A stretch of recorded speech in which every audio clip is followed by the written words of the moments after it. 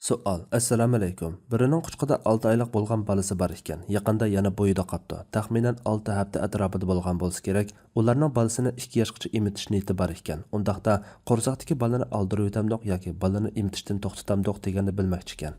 Alloh rahmat qilsin. Javob. Va alaykum assalom va rahmatullohi va barakatuh. Barliq hamd sanolar Janobi Allohga bo'lsin. Durud va salomlar payg'ambarimizga, u zotning oila tavobatlariga, ashablariga va u zotga toki qiyomatgacha ergashganlarga bo'lsin.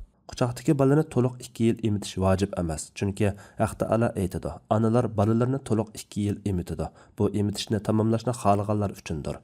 Baqara surasi 232-oyat.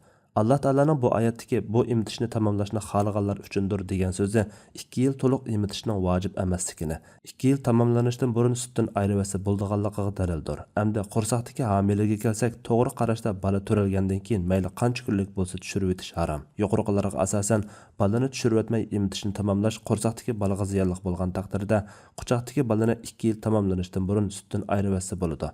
İnsan qaysi bolada xayrlik barligini bilmaydi. Şoňa Allahның tanlap bergenini tanlagan tözük. Allah eng to'g'risini bilguchidir. Fatvoda Doktor Abdul Aziz rahmatullah. Fatvolar majmuasi 1-tom, 170-numurliq fatvo.